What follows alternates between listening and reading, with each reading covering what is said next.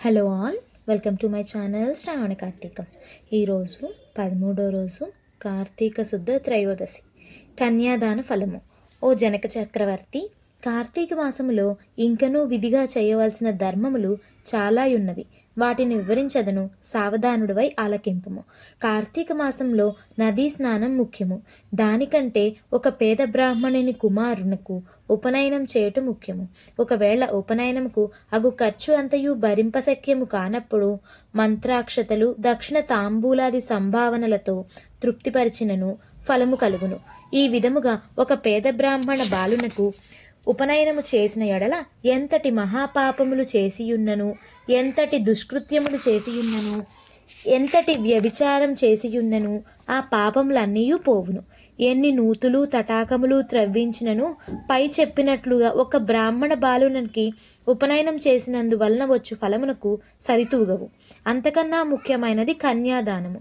కార్తీక మాసమందు భక్తి శ్రద్ధలతో కన్యాదానము చేసిన ఎడల తాను తరించుటయే కాక తన పితృదేవతలను కూడా తరింపజేసిన వాడగును.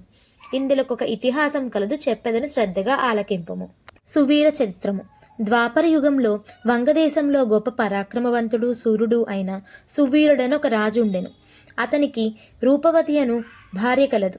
ఒకసారి సువీరుడు శత్రురాజులచే ఓడింపబడిన వాడై భార్యతో అరణ్యమునకు పారిపోయి ధనహీనుడై నర్మదా నదీ తీరమందొక పర్ణశాలను నిర్మించుకొని కందమూల ఫలాదును భక్షించుచు కాలము గడుపుచుండెను. కొన్ని రోజులకు అతని భార్య ఒక బాలికను కనెను. ఆ బిడ్డను అతి గారాభముతో పెంచుచుండెని. క్షత్రియ వంశీయుడగు జన్మించినందున ఆ బాలికకు ఆహారాది సదుపాయములు సరిగ్గా లేకపోయినప్పటికీ శుక్లపక్ష చంద్రుని వలె దినదినాభివృద్ధి నొందుతూ అతి గారాభముతో పెరుగుచుండెను. ఆమె చూచువార్లకు కనుల పండుగగాను, ముద్దులకు మాటలతో చాలా ముచ్చటగా నుండెను. దినములు గడిచిన కొలది బాలికకు నిండు యవ్వన దశ వచ్చెను. ఒక దినమున వానప్రస్థుడిని కుమారుడా బాలికను గాంచి ఆమె అంద చందములకు పరవశుడై ఆ బాలికను తనకిచ్చి పెండ్లి చేయమని ఆ రాజును కోరెను. అందులకు ఆ రాజు, ఓ మునిపుత్ర, ప్రస్తుతం నేను కడు బీద స్థితిలో నున్నాను. అష్టదరిద్రములు అనుభవించుచున్నాను. మా కష్టములు తొలుగటకు గాను నాకు కొంత ధనమిచ్చిన ఎడల నా కుమార్తెనిచ్చి పెండ్లు చేయుదునని చెప్పగా తన చేతిలో రాగి పైసైనను లేకపోవుటచే బాలికపైనున్న మక్కువతో ఆ మునికుమారుడు నర్మదా తీరమున కుబేరుని గూర్చి ఘోర తపమాచరించి కుబేరుని మెప్పించి ధనపాత్ర సంపాదించెను. రాజు ఆ పాత్రను పుచ్చుకొని సంతోషించి తన కుమార్తెను మునికుమారునికిచ్చి పెండ్లి చేసి నూతన దంపతులనిద్దరినీ అత్తవారింటికి పంపెను. అటులా మునికుమారుడు భార్యను వెంట పెట్టుకుని వెళ్లి తల్లిదండ్రులకు నమస్కరించి అంతవందుకు జరిగిన వృత్తాంతమంతయు చెప్పి భార్యతో సుఖమనుభవించుచుండెను. సువీరుడు మునికుమారుడిచ్చిన ధనపాత్రను తీసుకుని స్వేచ్ఛగా ఖర్చు పెట్టుచు భార్యతో సుఖంగా ఉండెను. అటుల కొంతకాలం జరిగిన తర్వాత ఆ రాజు భార్యామణి మరొక బాలికను కనెను. ఆ బిడ్డకు కూడా యుక్త వయస్సు రాగానే మరలా ఎవరికైనా ధనమునకు అమ్మవచ్చునన్న ఆశతో ఎదురు చూచుచుండెను. ఒకానొక సాధుపుంగవుడు తపతీ నదీ తీరము నుండి నర్మదా నదీ తీరమునకు స్నానార్థమై వచ్చుచు దారిలోనున్న సువీరుని కలుసుకుని, ఓయి, నీవెవ్వడవు? నీ ముఖ వర్చస్సు చూడ రాజవంశమునందు జన్మించిన వానివనేనున్నావు. నీవి అరణ్యమందు భార్యా బిడ్డలతో వసించుటకు కారణమేమని ప్రశ్నించగా సువీరుడు, మహానుభావ, నేను వంగదేశమును ఏలుచుండెడి రాజును. నా రాజ్యము శత్రువులు ఆక్రమించుటచే భార్యా సమేతముగా ఈ అడవిలో నివసించుచున్నాను. దరిద్రము కంటే కష్టమేదియూ లేదు కదా. పుత్రశోకము కంటే గొప్ప దుఃఖం లేదు. అటులనే భార్యా వియోగము కంటే గొప్ప సంతాపం మరొకటి లేదు. అందుచే రాజభ్రష్టుడగు నేను ఈ కారడిలో సకుటుంబంగా బ్రతుకుచున్నాను. నాకు 2 కుమార్తెలు. అందు మొదటి కుమార్తెను ఒక మునిపుత్రునికిచ్చి వాని వద్ద కొంత ధనం పుచ్చుకొంటిని. దానితోనే ఇంతవరకు కాలక్షేపం చేయుచున్నాను అని చెప్పగా, ఓ రాజా, నీవు ఎంతటి దరిద్రుడవైనను ధర్మసూక్ష్మములు ఆలోచింపక కన్యను అమ్ముకొంటివి. కన్యా విక్రయము మహాపాతకములలో ఒకటి. కన్యను విక్రయించిన వారు అసిపత్రవనమును నరకము అనుభవింతురు. ఆ ద్రవ్యముతో దేవముని పితృదేవతా ప్రీత్యర్థము ఏ వ్రతము చేసినను వారు నశింతురు. అదియుగాక కన్యా విక్రయము చేసిన వారికి పితృదేవతలు పుత్ర సంతతి కలగకుండా శపింతురు. అటులనే కన్యను ధనమిచ్చుకొని పెండ్లియాడిన వారు చేయు గృహస్థ ధర్మములు వ్యర్థమగుటయే కాక అతడు మహానరకం అనుభవింతును. కన్యా విక్రయము చేసిన వారికి ఎట్టి ప్రాయశ్చిత్తము లేదని పెద్దలు వక్కాణించియేయున్నారు. కావున రాబోయే కార్తీక మాసంన నీ రెండవ కుమార్తెను నీ శక్తి కొలది బంగారు ఆభరణములతో అలంకరించి సదాచార సంపన్నునకు ధర్మబుద్ధి కలవానికి కన్యాదానము చేయుము. అటుల చేసిన ఎడల గంగా స్నానమునరించిన ఫలము, అశ్వమేధ యాగము చేసిన ఫలము పొందుటియే కాక మొదటి కన్యను అమ్మిన దాని పాప ఫలము కూడా తొలగిపోవును అని రాజునకు హితోపదేశం చేయగా, అందుకు రాజు చిరునవ్వు నవ్వి, ఓ మునివర్య, దేహసుఖం కంటే దాన ధర్మముల వలన వచ్చిన ఫలము ఎక్కువ. తాను బ్రతికుండా భార్యాబిడ్డలతోనూ సిరి సంపదలతోనూ సుఖముగా ఉండక చనిపోయిన తర్వాతే వచ్చడి ఏదో మోక్షము కొరకు ప్రస్తుతమున్న అవకాశంను చేతులారా జాడవిచ్చుతామా? ధనము బంగారము కలవారే ప్రస్తుతం లోకంలో రాణింపగలరు, కాని ముక్కు మూసుకొని నోరు మూసుకొని బక్క చిక్కి శల్యమై ఉన్న వానికి లోకము గుర్తిస్తుందా, గౌరవిస్తుందా? ఐహిక సుఖములే గొప్ప సుఖములు కాన నా రెండవ కుమార్తెను కూడా ఎవడిగింత ధనమిత్తురో వారికే ఇచ్చి పెండ్లి చేయుదును కాని కన్యాదానం మాత్రం చేయను అని నిక్కచ్చిగా చెప్పాను.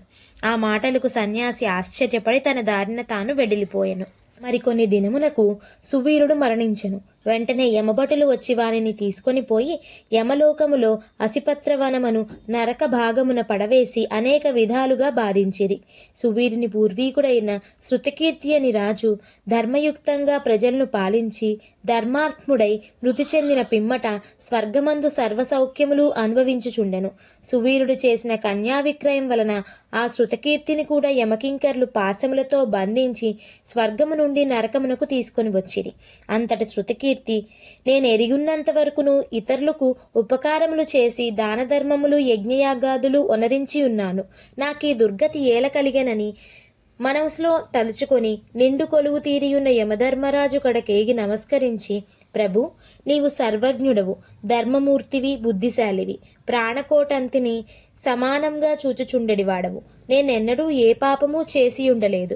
నన్ను స్వర్గలోకము నుండి ఇక్కడకు తీసుకొని వచ్చుటకు కారణమేమిటి? సెలవిండని ప్రాధేయపడెను. అంత ధర్మరాజు శృతకీర్తిని గాంచి, శృతకీర్తి, నీవు న్యాయమూర్తివి, ధర్మజ్ఞుడవు.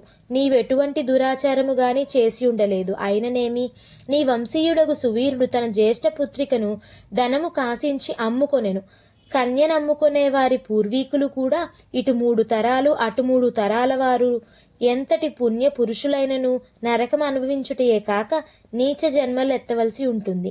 నీవు పుణ్యాత్ముడనియు ధర్మాత్ముడవైనయు నేనెరుగుదును. కాని నీకొక ఉపాయం చెప్పెదను. నీ వంశీయుడగు సువీరునికు మరి ఒక కుమార్తె కలదు. ఆమె నర్మదా నదీ తీరాన తన తల్లి వద్ద పెరుగుచున్నది.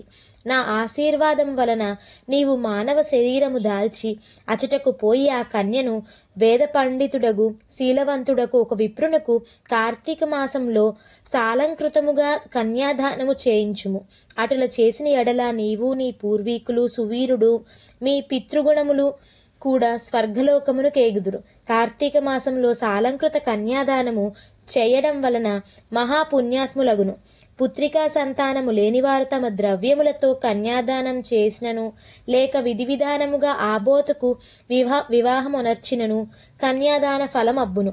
కనుక నీవు వెంటనే భూలోకమునకేగి నేను తెలిపినట్ల చేసితివి. నీవు ధర్మకార్యములు వలన నీ పితృగుణములు తరింతురు. పోయిరమ్మని పలికెను. శృతకీర్తి యమునకు నమస్కరించి సెలవు తీసుకుని నర్మదా తీరమున ఒక పర్ణ కుటీరమును నివసించుచున్న సువీరుని భార్యను కుమార్తెను చూసి సంతోషపడి ఆమెతో యావత్తు విషయములు వివరించి కార్తీక మాసమున సువీరుని రెండవ కుమార్తెను సాలంకృత కన్యాదాన పూర్వకముగా చతుర్వేదములు చదివిన ఒక బ్రాహ్మణ యువకునికిచ్చి అతి వైభవంగా వివాహము చేయమని చెప్పెను. అటుల కన్యాదానము చేయుట వలన సువీరుడు కూడా పాప విముక్తుడై స్వర్గలోకములోనున్న పితృదేవతలను కలుసుకొనెను. కన్యాదానం వలన మహాపాపములు కూడా నాశనమగును. వివాహ విషయములో వారికి మాట సహాయం చేసినను పుణ్యం కలుగును. కార్తీక మాసమున కన్యాదానం చేయవలి అని దీక్ష పూని ఆచరించిన వాడు విష్ణు సాన్నిధ్యమును పొందును. శక్తి కలిగి ఉండి కూడా ఉదాసీనత చూపువాడు శాశ్వత నరకమునకేగును. త్రయోదశాధ్యాయం 13వ రోజు పారాయణ సమాప్తం.